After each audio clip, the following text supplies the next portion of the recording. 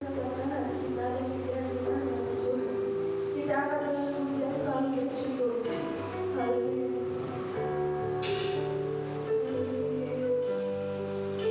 Selamat kami berdiri pada Dengan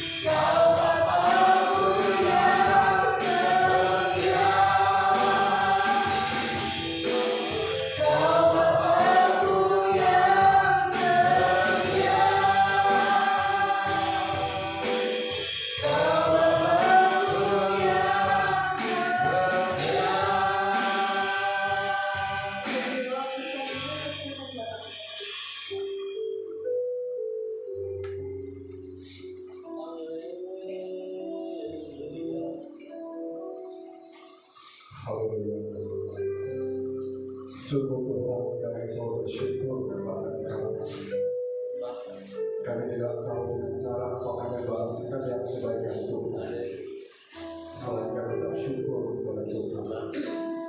Biar kami yang pantas Tuhan yang dapat kami persembahkan selain bersyukur kami dan terima kasih kami kepada Tuhan. Berdoa yang sungguh luar biasa. Wah yang hebat dalam setiap kehidupan kami. Allah yang tidak pernah meninggalkan kami. Hanya ucapan syukurlah Tuhan yang layak dan pantas oleh persembahkan kepada Tuhan. Dan segenap hidup kami dan apa yang Tuhan berikan kepada kami, apa yang ada pada kami, biar juga kami boleh persembahkan kepada Tuhan. Bapa yang baik, salah banyak pujian yang kami berikan kepada Tuhan.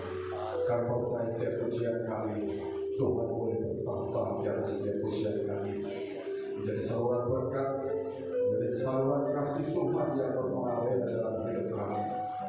Hanya inilah Tuhan yang dapat kami persembahkan puji-pujian kami dan permohonan kami sebagai rasa ungkapan syukur kepada Engkau. Tuhan, memberkati kami yang saat ini sebentar akan mendengarkan firman Tuhan. Berkati hamba-Mu yang akan menyampaikan firman Tuhan. Penuhilah berkuasa Roh Kudus, lawan kami semuanya Tuhan, setiap anak-anak-Mu yang ada, sehingga firman dan berlalu begitu saja. Kami membuka mata hati kami, kami membuka pikiran kami, supaya firman-Mu boleh kami terima di dalam pikiran Roh Kudus. Kuasai kami semua Tuhan, oleh kuasa Roh Kudus, yang dimana kami memimpin dan menuntun kami. Di dalam nama Tuhan Yesus Kristus, kami berdoa dan siap mendengarkan firman Tuhan. Haleluya. Amin. Silakan duduk.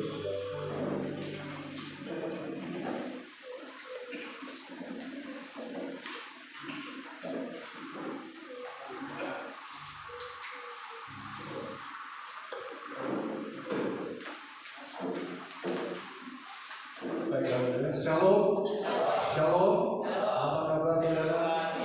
Luar biasa, puji Tuhan. Ya, kalau kemarin ya berpuruk-puruk firman Tuhan disampaikan oleh saudara Yakub, si Manoa. Tapi saat ini dia ada pelayan di samping, ya, luar biasa. Dan hari ini Tuhan gantian dengan saya. Masih dalam tema yang tidak jauh amat berbeda dengan kemarin, saudara berbicara tentang hidup yang berkualitas. Ya. Saya mau mengambil tema saja saudara. Apa yang telah disampaikan kemarin dalam hidup yang berkualitas adalah orang-orang yang hidupnya berdampak bagi orang lain. Ya. Salah satunya adalah itu. Nah, hari ini kita akan dasari dari firman Tuhan dan akan kita ambil di dalam kitab Matius pasal 11 ayat 2 sampai dengan 6.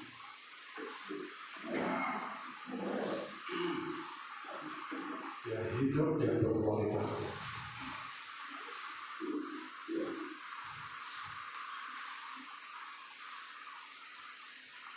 Matius pasal 11 ayat 2 sampai dengan 6. Demikian firman Tuhan. Saya akan bacakan kepada saudara-saudara ini.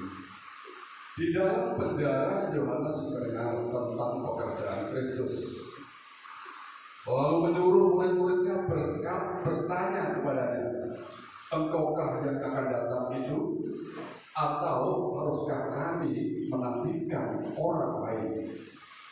Yesus menjawab mereka, pergilah dan katakanlah kepada Yohanes apa yang kamu dengar dan kamu lihat. Orang buta melihat, orang lumpuh berjalan, orang kusta menjadi tahir, orang tuli berdengar, orang mati dibangkitkan, dan kepada orang miskin diberitakan kabar baik. Dan berbahagialah orang yang tidak menjadi kecewa dan menolak aku. Haleluya. Bapak Ibu Saudara semua yang dikasihi oleh Tuhan, salah satu tanda kedatangan Sang Mesias adalah ketika dia datang akan membebaskan orang-orang yang terbelenggu di dalam penjara atau yang dipenjarakan, yang pernah dinubuatkan dalam kitab Yesaya. Ya. Di dalam pasal 1 ayat 1 bisa dikatakan, Roh Tuhan Allah ada padaku. Oleh karena Tuhan telah mengurapi aku, Ia telah mengutus aku untuk menyampaikan kabar baik kepada orang-orang sengsara dan kepada orang-orang yang lemah hati, untuk memberitakan pembebasan kepada orang-orang tawanan dan kepada orang-orang yang terkurung kelepasan dari penjara. Nah, salah satu saudara tandanya adalah ketika Sang Mesias datang, Dia akan membebaskan orang-orang yang di penjara. Nah, Bapak Ibu Saudara semua di dalam Tuhan, saat itu Yohanes Pembaptis ada di dalam penjara. Ketika dia mendengar bahwa Yesus banyak melakukan hal-hal yang ajaib, banyak melakukan mujizat-mujizat, tanda-tanda yang luar biasa, Yohanes Pembaptis mulai mempertanyakan Yesus. Ya, dia mendengar dari dalam penjara bahwa Yesus sudah begitu banyak melakukan hal-hal yang luar biasa. Melalui kedua muridnya yang diutus, dia bertanya kepada Yesus, apakah itu engkau atau kami menunggu orang lain? Ya, apakah itu engkau ataukah kami harus menunggu yang lain? Kalau itu adalah engkau yang kami tunggu-tunggu selama ini, masalahnya adalah mengapa Yohanes tidak membebas? Seakan-akan Yohanes mau berkata, mengapa aku yang ada di dalam penjara tidak engkau bebas?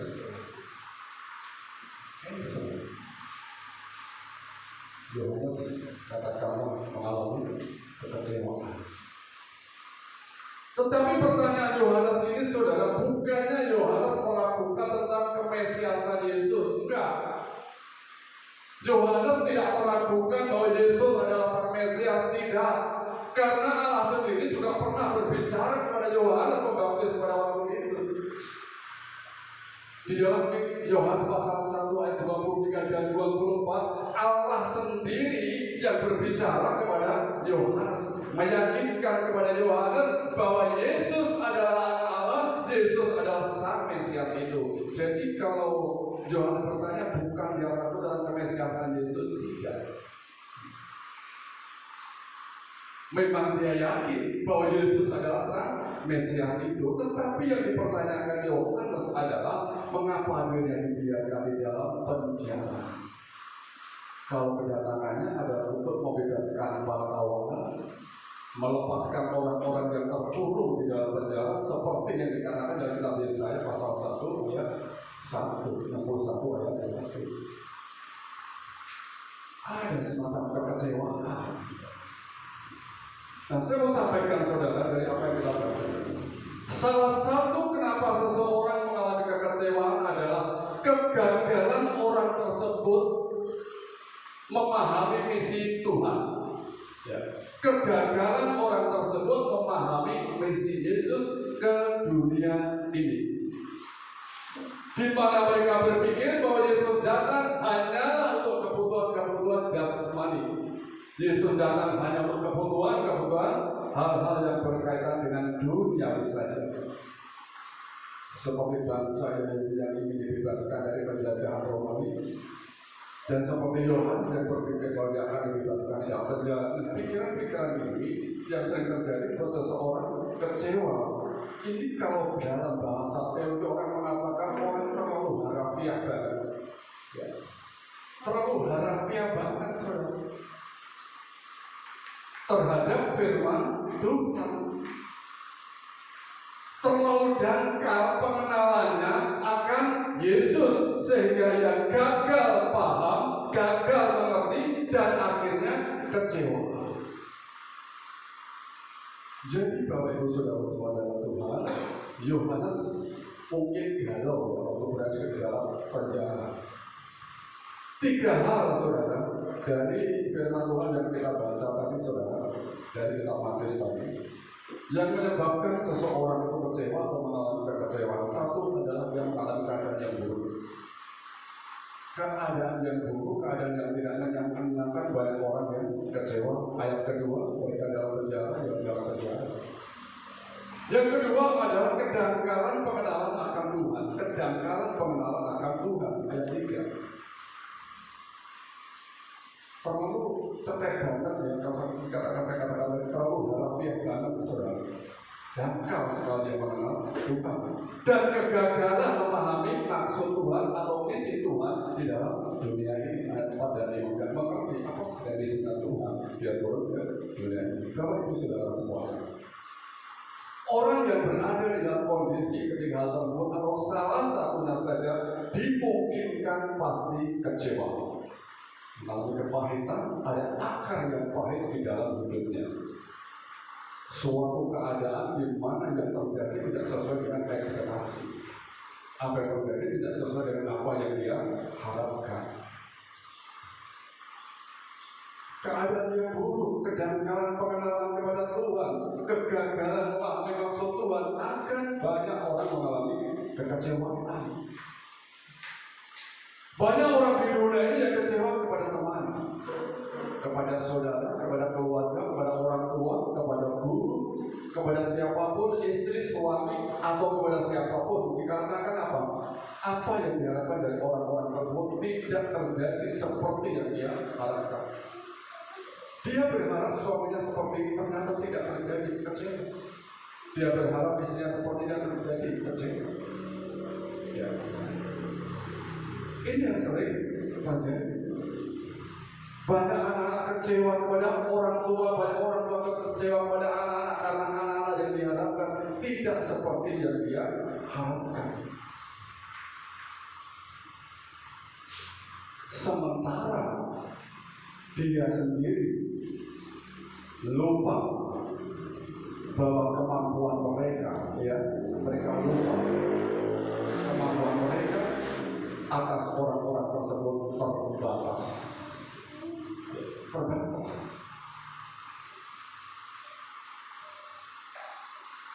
Kalau kita berharap ayam telur sebesar daripada telur burung unta, sudah pasti itu akan kecewa karena itu tidak mungkin. Karena itu bagaimana mungkin kita mengharap lebih dari manusia yang terbatas, yang banyak kekurangan dan kelemahannya. Apa yang dapat diharapkan? Dan sementara dirinya sendiri pun juga tidak pernah berperan pada orang tersebut. Nah, yang saya mau katakan saudara, kegagalan terjadi pemahaman karena nggak paham pada orang lain, nggak paham pada dirinya sendiri. Saudara semua di dalam Tuhan. Jadi sesungguhnya kekecewaan, kepahitan yang terjadi disebabkan karena kedangkalan. Karena kegagalan kita sendiri di dalam kita memahami orang lain. Atau keadaan yang buruk terjadi di sekitar kita lalu mempengaruhi pikiran kita, dan juga kegagalan yang terjadi karena kita gagal, lupa untuk memahami dirinya sendiri. Kalau sebenarnya juga dirinya sendiri itu juga ada kekurangan besar. Saudara semua dengan Tuhan ini ya saudara. Jadi sangat penting ya, kalau kita tentang pengenalan akan Tuhan, mengenal Yesus dengan benar. Tidak cukup harafiah saja, mengerti begitu saja. Ya.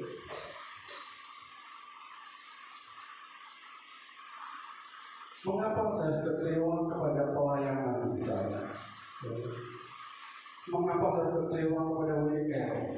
Mengapa saya kecewa kepada pengkhotbah, pemain musik, pengedar atau kolektor, pendoa, atau siapapun? Kecewa semuanya.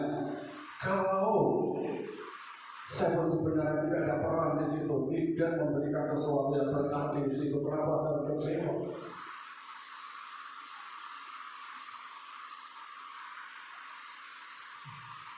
Apa yang telah saya perbuat? Kalau pertanyaannya ke sana, tetapi yang saya sampaikan adalah gagalnya memahami orang lain. Mengapa saya harus kecewa? Bapak Ibu Saudara semua dari Tuhan, untuk menghidupi firman Tuhan yang dikatakan di dalam firman Tuhan tadi, berbahagialah orang yang tidak menjadi kecewa maka kita perlu memahami orang lain, perlu kita mengenal betul orang lain, mengenal dengan detail orang tersebut, termasuk diri kita sendiri, terlebih mengerti dan memahami kepada Tuhan. Yohanes Pembaptis dia mengalami kekecewaan, saudara, karena dia tidak mengenal misi Yesus dengan benar, tidak memahami misi Yesus dengan detail. Karena pengenalan Yohanes akan Yesus itu sangat dangkal, harafiah banget, sementara dirinya sendiri banyak tuntutan, banyak menuntut. Ini yang terjadi. Kalau pengenalan saya kepada istri saya, saudara, dangkal, maka pasti akan banyak kecewa. Kalau saya tidak mengerti istri saya akan kecewa. Karena kalau kami setiap pelajaran, pasti kami bertengkar. Malah nggak tahu petungan, malah nggak tahu lagu, malah nggak tahu aja. Tetapi karena saya paham bahwa dia nggak tahu lagu, nggak tahu petungan dan lain sebagainya, kenapa harus kecewa? Satu-satunya apa? Bersyukur. Ya kan, selalu bicara. Hanya bisa bersyukur di dalam ketidakmampuannya ada keinginan atau sebuah kemauan besar. Kalau saya mengharapkan dari istri saya yang tidak mengerti, atau dari Pak Ali yang tidak mengerti petungan, saya pasti kecewa. Tetapi saudara semuanya Tuhan, karena saya memahami siapa Pak Ali, dan yang lain juga saudara, saya tidak kecewa. Karena saya mengenal betul, saya memahami betul siapa Indonesia, siapa Pak Ali dan lain sebagainya, terutama kekurangan dan kelemahannya, itu sebabnya saya tidak kecewa. Saya mau contoh misalnya seperti itu. Kalau ada seseorang yang tidak mengerti keturunan, tidak mengerti nanda, tidak mengerti soal, tidak mengerti yang namanya overtone dan lain sebagainya, kalau saya perlakukan atau kita perlakukan seperti orang yang paham betul, kita akan kecewa. Kita menghadap lebih dari orang yang tidak mengerti. Kami yang menghadap sempurna dan orang yang tidak sempurna, kecewa. Ini dikatakan kalau orang berharap kepada manusia pasti kecewa, pasti kecewa.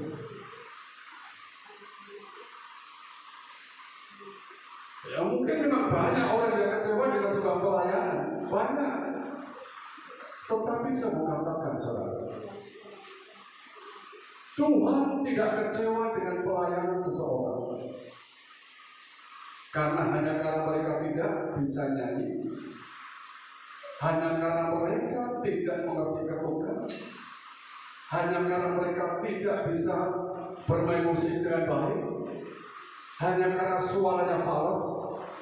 Tuhan tidak kecewa, ya, Tuhan tidak kecewa.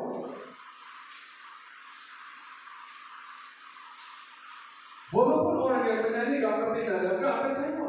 Tidak, saya katakan tidak kalau tidak kecewa dengan hal yang seperti itu. Tuhan tidak terganggu dengan suaramu yang jelek, dengan permainanmu yang jelek. Tuhan tidak terganggu sama sekali. Manusia mungkin terganggu, nggak apa-apa yang dilihat memang hanya itu saja. Tetapi Tuhan itu tidak terganggu dengan permainan itu, tidak terganggu dan tidak kecewa dengan apa yang kita persembahkan, tidak terganggu dengan permainan musik yang buruk dan lain sebagainya, tidak terganggu. Tuhan tahu bahwa yang dia berikan itu 1 talenta, bukan 1000 talenta. Dan Tuhan gak mungkin kalau Tuhan memberikan 1000 talenta, di 1 talenta kemudian dia menutup 1000 talenta, itu gak akan mungkin terjadi. Tidak mungkin terjadi. Tetapi Tuhan akan menutup orang yang diberi 1000 talenta lebih lagi. Tuhan mungkin minta sesuatu dari kita jika Dia memberikan kepada kita. Dan Tuhan itu berkenan kepada orang-orang yang demikian, orang-orang itu senang dengan hal yang demikian. Dalam dalam Matius pasal 25 ayat 29. Di sana dikatakan Matius 25 ayat 29.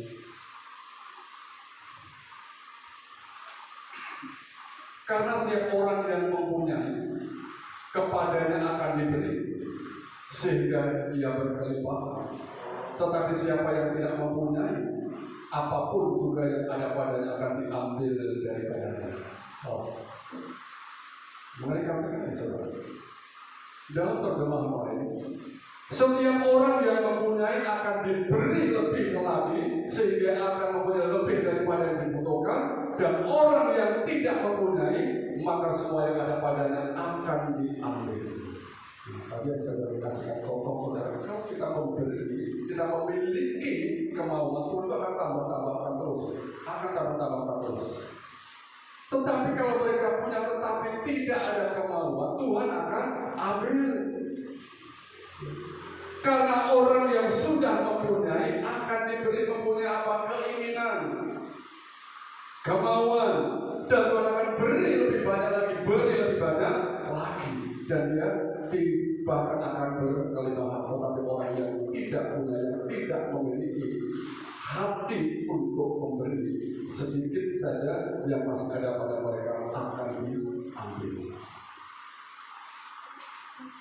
Tuhan tidak pernah memberi pencobaan lebih daripada kekuatan kita. Satu talenta tidak akan memberi daripada, tidak seperti 1000 talenta. Tuhan tidak terganggu sekali lagi.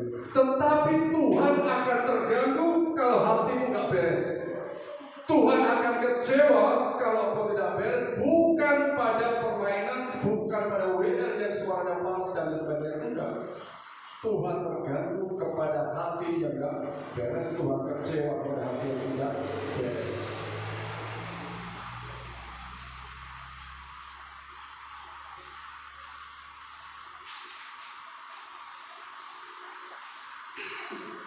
Bapak Ibu Saudara semua dalam Tuhan,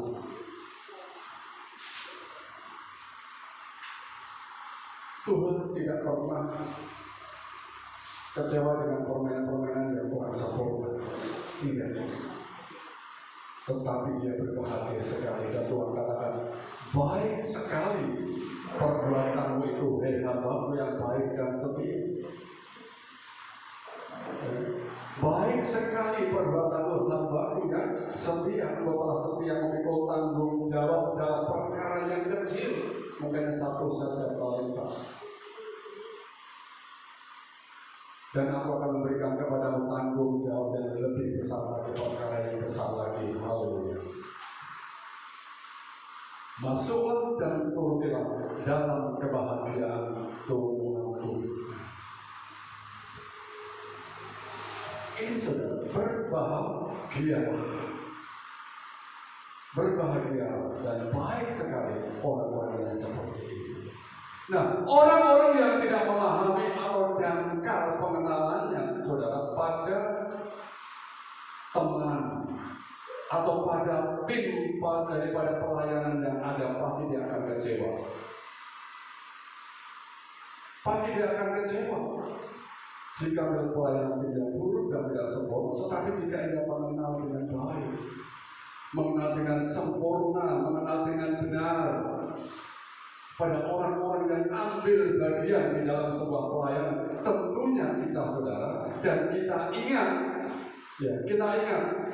bahwa tidak ada manusia yang sempurna, termasuk diri kita tidak akan boleh kecewa. Amin.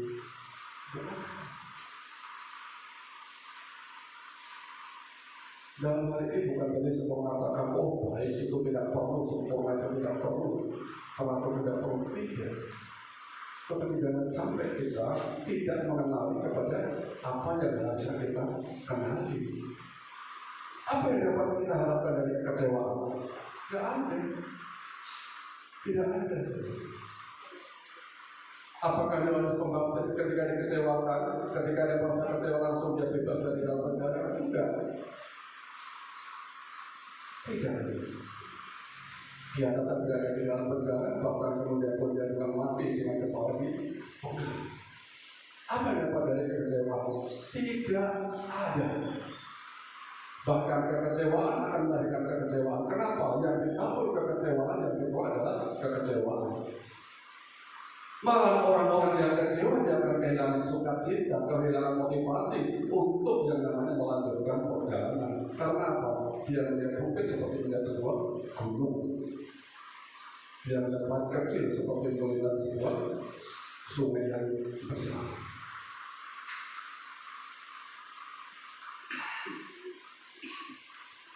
Bapak saudara semuanya, perhatikan saja. Berapa banyak orang percaya yang berhenti? Berapa banyak orang percaya yang otak mengikut Tuhan? Mengapa? Karena mereka kecewa. Karena mereka mengalami kepahitan. Ada akar pahit di dalam diri. Bahkan ada yang dari mereka kecewa dengan teman yang sudah bertahun-tahun bersahabat. Kecewa dia mulai merenungkan kembali tentang hubungannya yang selama sudah terjalin. Dia merenungkan hubungan yang sudah terjalin. Karena kekecewaan dia mulai merenungkan hubungan yang selama ini. Bahkan pada suatu titik dia mulai mempertimbangkan atau meninjau ulang perlu nggak yang saya lanjutkan hubungan saya dengan dia. Nah dalam titik tidak seperti hati-hati kalau tadi tidak dalam ujian ya saudara. Hati-hati dengan tipu daya iblis. Hati-hati dengan tipu daya iblis. Sampai ketika mau mempertimbangkan ulang, meninjau ulang, mereview, seakan timbul sebuah pertanyaan lanjut apa tidak ya? Aku dengan istriku bisa atau tidak ya? Lanjut apa tidak dan sebagainya. Nah, Bapak Ibu Saudara semua dalam Tuhan, karena gagal memahami itu mengalami kecewa dan karena pemahaman yang demikian. Kita memang nggak bisa melarang untuk kecewa, kamu jangan kecewa, nggak bisa. Dan orang pun juga nggak bisa melarang saya, kita untuk kecewa pada orang, cuma nggak bisa. Siapa yang bisa melarang? Tuhan juga memberi hak kepada kita, dia memberi kebebasan kepada kita. Nggak ada yang bisa melarang. Tetapi sebagai orang percaya, ya, sebagai orang percaya yang sudah mengerti firman Tuhan, ya, yang sudah paham firman Tuhan, yang sudah jago dengan firman Tuhan, Anda lebih baik merenungkan apa yang dikatakan firman Tuhan. Lebih baik merenungkan apa yang disampaikan oleh Tuhan kepada kita daripada merenungkan atau mempertimbangkan ulang yang sebenarnya tidak perlu dipertimbangkan. Lebih baik kita merenungkan apa yang dikatakan Tuhan kepada kita. Lebih baik kita merenungkan apa yang dikatakan Tuhan di dalam kitab Matius tadi. Berbahagialah orang yang tidak menjadi kecewa. Artinya apa saudara? Tidak ada orang yang bahagia karena kekecewaan. Tidak ada kekecewaan yang membawa sebuah kebahagiaan. Tidak ada. Tidak ada kepahitan yang bisa membawa kebahagiaan. Makanya Tuhan tegaskan, berbahagialah orang yang tidak menjadi kecewa.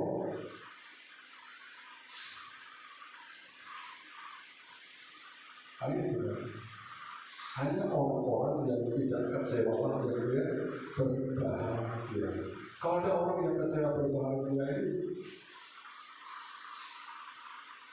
ya nggak tahu juga kalau misalnya ada di luar sana, kita tidak tahu. Tetapi orang yang mengerti firman Tuhan, mari kembali kepada firman Tuhan. Renungkan saja kata Tuhan.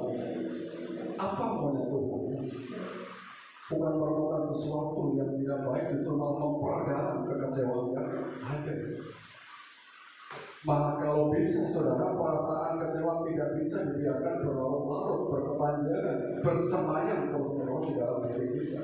Karena apa? Kekecewaan yang berkepanjangan dampaknya buruk dampaknya bagi diri kita dan juga bagi orang lain. Buruk bagi diri kita dan juga bagi orang-orang yang ada di sekitar kita, mungkin keluarga kita, anak kita, suami atau istri kita, saudara-saudara kita dan lain sebagainya. Di dalam surat Ibrani pasal 12 ayat 15, ya.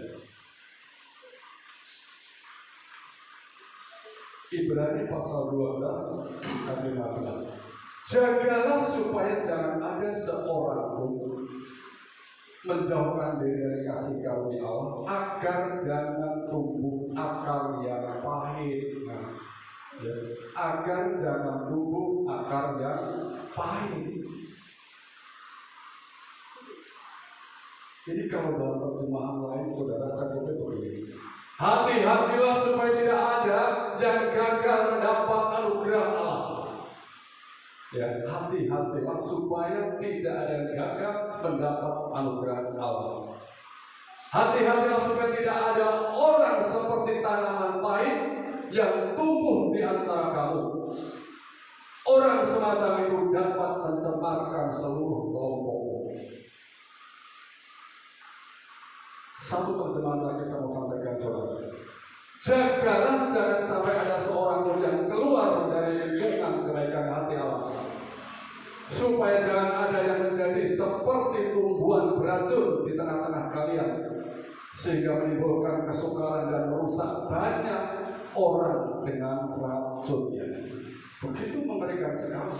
Makanya Tuhan katakan, berbahagialah orang-orang yang tidak menjadi kecewa. Dampaknya sangat buruk pada orang-orang yang kecewa itu. Kamu enggak kasihan kepada diri sendiri, padahal kasihan kepada orang lain.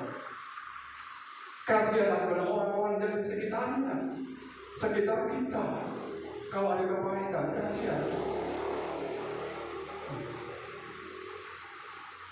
Kasihan kepada suami, kasihan kepada istri. Kalau istri mengalami kebaikan, kasihan kepada suami. Kalau suami mengalami kebaikan, kasihan kepada istri, kasihan kepada anak, kepada orang tua, kepada teman, kepada saudara, dan lain sebagainya. Dampaknya buruk. Firman Tuhan ini, saudara, Tuhan yang berkata. Apa tuh akar yang pahit itu? Akar yang pahit itu kalau saya bilang seperti tuba. Kalau orang Jawa bilang jenuh untuk meracuni ikan itu. Karena tuba sedikit saja, seluruh kolam itu ikannya yang ada akan mati semua. Ya. Karena ada tuba di sana, di aliran air sungai-sungai yang dilewatinya akan mati. Karena nila setitik rusak susu sebelah, seperti ragi yang menghampiri seluruh adonan. Nah, inilah yang terjadi. Suatu kekecewaan bukan menambah hal kebaikan.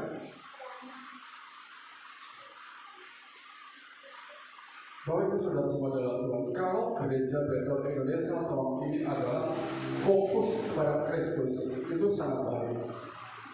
Jadi hampir di seluruh Indonesia mungkin pada hari yang sama atau hari yang berbeda dalam bulan-bulan ini, ya hal-hal ini saja disampaikan. Bisa jadi saudara kita, teman kita Yakub, saudara kita menyampaikan hal yang sama. Bapak Ibu Saudara semua dalam Tuhan, saya percaya bahwa orang-orang itu dipakai untuk membawa hal-hal sesuatu yang datangnya dari Tuhan di dalam pimpinan Roh Kudus. Nah, ini saudara yang namanya kekecewaan, seperti akar pahit, seperti hilang, seperti juga ragi. Dampaknya luar biasa, saudara. Karena diri kita yang tidak beres dan kecewa, orang-orang di sekeliling kita terdampak menjadi korban. Menjadi korban.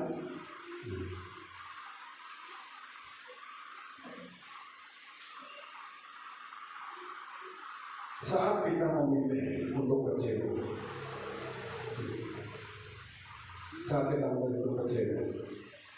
pertanyaannya adalah kita selama semakin naik atau semakin turun. Aku kecewa dengan cinta, kecewa dengan cinta. Saya ini semakin naik atau semakin turun. Orang-orang di sekitar itu dampaknya seperti apa, terdampak dari perlakuan kita seperti itu bagaimana dan sebagainya. Paling kita berpandangan seperti itu. Firman Tuhan minggu lalu yang berkata kepada kita, salah satu hidup yang berkualitas adalah hidup yang menjadi berkat, hidup yang berdampak bagi orang lain. Tetapi bagaimana bisa berdampak bagi orang lain kalau akar yang pahit ada dalam diri kita, menyebar akar menyebar. seperti tumor, seperti kanker saja menyebar akar-akar. Akar yang kuat itu seperti merah, seperti mati.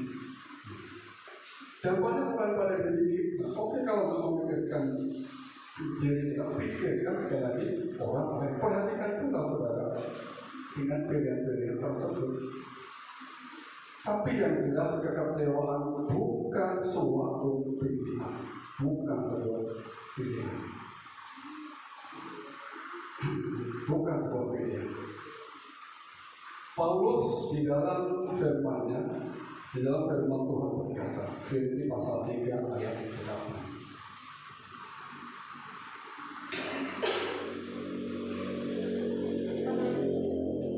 Malahan segala sesuatu kuanggap rugi karena pengenalan akan Kristus Yesus Tuhanku lebih mulia daripada semuanya. Ya, pengenalan akan Kristus Yesus Tuhanku lebih mulia daripada semuanya. Mengenal Tuhan itu lebih baik.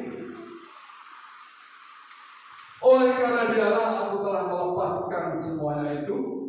Ya, oleh karena pengenalan kepada Tuhanlah aku melepaskan semuanya itu dan menganggapnya sampah. Nah, lakukan semuanya karena Tuhan. Kerjakan semuanya karena Tuhan. Pikirkan perkara-perkara di atas. Kata Paulus, supaya aku memperoleh yang namanya Kristus. Mengenal Tuhan, memahami daripada oleh Tuhan jauh lebih mulia daripada yang lainnya. Karena mengenal Tuhan orang tidak akan pernah kecewa. Mengenal Tuhan, mengenal Yesus tidak akan pernah kecewa. Kekecewaan itu sampah. Kekecewaan itu sampah. Saudara boleh katakan kepada diri sendiri, kekecewaan itu sampah. Dan sampah itu harus dibuang. Paulus mengambil sikap yang sangat bijak, saudara. Sangat bijak di Paulus. Mengenal Kristus adalah lebih mulia, adalah lebih baik daripada mengenal selain Dia dari semua. Keputusan ada di tangan kita. Kita mau bisa saja terus tenggelam dalam kekecewaan atau keluar dari kekecewaan. Pilihan ada di tangan kita. Mau lepaskan atau mau dibuang. Bapak Ibu Saudara semua yang dikasihi Tuhan, hidup yang berkualitas sebagai orang Kristen, sebagai orang percaya adalah ketika dia membawa dampak orang-orang sekitarnya semakin naik, semakin naik.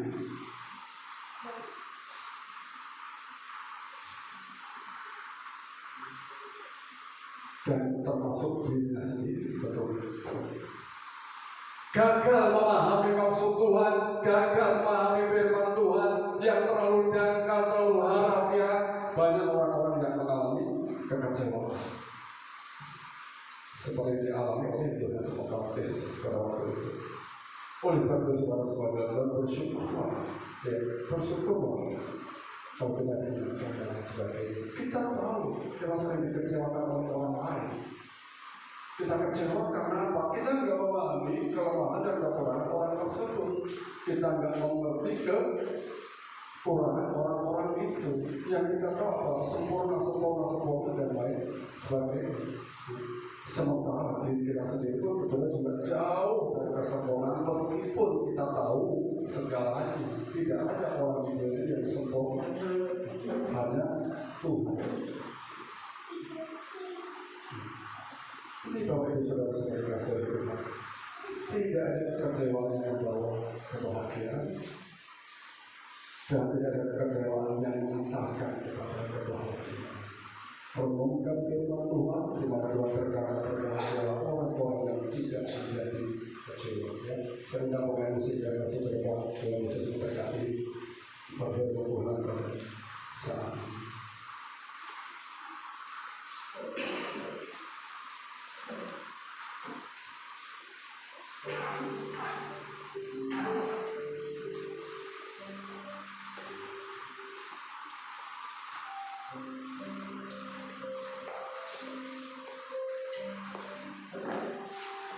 saja melalui Yesus.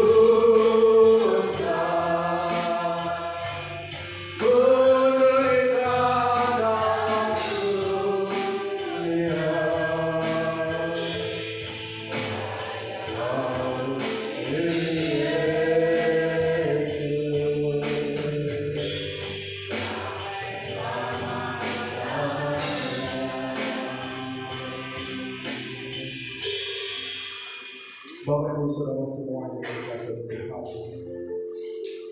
apapun yang terjadi di dalam kehidupan kita, mungkin banyak yang mengecewakan kita, mungkin situasi, mungkin keadaan, atau mungkin orang-orang yang ada di sekitar kita mengecewakan kita. Bapak Ibu Saudara Tuhan, hal tersebut terjadi karena kegagalan kita memahami orang lain, terlebih kegagalan kita memahami akan firman Tuhan, atau kita masih kurang banyak untuk belajar firman Tuhan. Sangat dimungkinkan sekali orang-orang yang ada di sekitar kita mengecewakan kita, bahkan bisa jadi diri kita sendiri bisa mengecewakan orang lain. Tetapi yang patut dan pantas dilakukan adalah belajar untuk mengenal, belajar untuk memahami, belajar lebih mengerti, belajar untuk mengenal Tuhan, mengenal firman Tuhan, dan orang-orang yang ada sekitar kita. Jika ada hal-hal yang buruk yang terjadi pada orang lain, bagian daripada kehidupan mereka, bagian dari kelemahan dan kekurangan mereka, Tidak ada manusia yang sempurna, termasuk diri kita sendiri yang kecewa kepada orang tersebut. Lebih baik kita merenungkan firman Tuhan yang berkata, berbahagialah orang yang tidak menjadi kecewa karena aku, daripada merenungkan hal-hal yang membuat diri kita kecewa, bahkan semakin hari semakin kecewa. Sungguh firman Tuhan berkata kepada kita, apa yang ada pada mereka,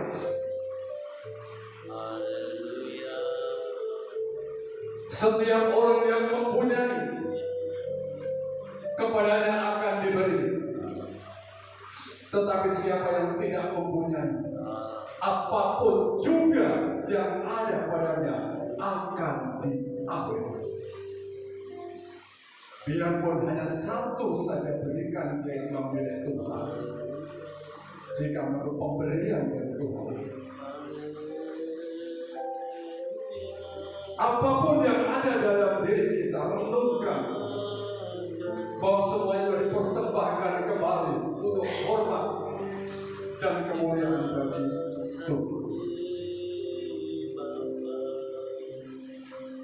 Tuhan berkata, baik sekali perbuatanmu, hamba-Mu yang baik dan setia. Engkau telah setia memikul tanggung jawab dalam perkara yang kecil, maka aku akan memberikan kepadamu tanggung jawab dalam perkara yang besar. Oh, terima kasih Tuhan atas setiap kami yang Tuhan sudah percayakan apa yang ada pada kami, dan boleh kami persembahkan kembali hormat dan kemuliaan bagi Tuhan. Terima kasih Bapa yang baik, dengan apa yang ada pada kami, dengan apa yang Tuhan sudah berikan kepada kami, dan berikan kembali, sehingga Tuhan boleh berkata kepada kami, Tuhan akan memberikan kepada kami tanggung jawab dan perkara-perkara yang lebih besar. Terima kasih Bapa yang surga. Berikan kami hati yang bijak seperti Paulus, bahwa mengenal Kristus adalah jauh lebih baik daripada mengenal apapun yang ada di dunia ini. Mengenal Tuhan, memahami Tuhan, yang semakin hari semakin dalam, adalah jauh lebih mulia daripada semuanya. Oleh karena pengenalan kepada Tuhanlah, Paulus melepaskan semuanya dan menganggapnya itu sampah. Karena dia rindu untuk memperoleh Kristus di dalam kehidupannya. Dia rindu semakin hari semakin mengenal Kristus di dalam kehidupannya. Demikian pula kita hendaknya, sebagai orang yang sudah mengerti firman Tuhan, yang sudah memahami firman Tuhan, bahwa kekecewaan tidak membawa kebahagiaan. Dalam nama Yesus kami tolak dan patahkan semua. Tuhan, kami rindu akan kepahitan yang ada di dalam diri kami, kami nyatakan, kami putuskan di dalam nama Yesus Kristus, sehingga tidak menyebar dan tidak merembet kepada siapa atau orang-orang yang ada di sekitar kami. Tuhan, sungguh kami percaya akan kebenaran firman-Mu, dan berikan kami kekuatan supaya kami bisa menjaga diri kami, dan supaya kami tidak menjauhkan diri dari kasih karunia Allah, sehingga tidak tumbuh akar yang pahit di dalam diri kami, sehingga membuat dampak yang buruk bagi orang-orang yang kami kasih. Tuhan, banyak kelemahan dan kekurangan yang ada di dalam diri kami, tetapi kami memiliki Allah yang akan terus memperlengkapi kami, yang akan terus menolong kami, memberikan hal-hal yang luar biasa, terus membekali kami sebagaimana janji-Mu Tuhan yang Kau berikan kepada hamba-Mu yang setia itu di dalam perkara-perkara yang kecil. Kami tidak ingin diperbudak oleh kekecewaan hati kami atau kepahitan di dalam diri kami Tuhan. Tetapi kami ingin berbahagia karena kekecewaan tidak ada di dalam diri kami.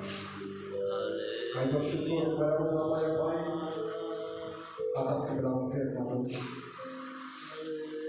Biarlah Engkau merenungkan setiap firman-Mu dan Engkau merenungkan hubungan kami dengan Tuhan yang seharusnya semakin hari semakin kami perbaiki. Biarlah firman-Mu pada hari ini Tuhan boleh membawa kami menjadi anak-anak-Mu yang tidak tumbuh di dalam akar kebaikan atau akar yang baik atau kekecewaan. Sesungguhnya kami adalah orang-orang yang banyak memiliki kelemahan dan kekurangan. Oh, terima kasih Bapa yang baik, kami ucap syukur atas apa yang sudah Tuhan berikan kepada kami, atas talenta kebiasaan yang Tuhan berikan kepada kami, di mana kami berpersembahkan bakti kepada Tuhan. Mungkin ini banyak mengecewakan saudara-saudara kami, tapi kami percaya Tuhan tidak pernah kecewa. Terima kasih Bapa yang surga. Terima kasih Bapa yang baik. Terus berkati kami Tuhan. Jangan sampai kami menjadi tumbuhan yang beracun di tengah-tengah anggota kami, di tengah-tengah orang yang kami kasihi, sehingga menimbulkan kesukaran, sehingga menimbulkan kerusakan karena banyak racun yang ada di dalam. Bapa dan surga, berikan firman itu dalam pikiran kami dan hati kami. Dan Roh Kudus terus memimpin kami.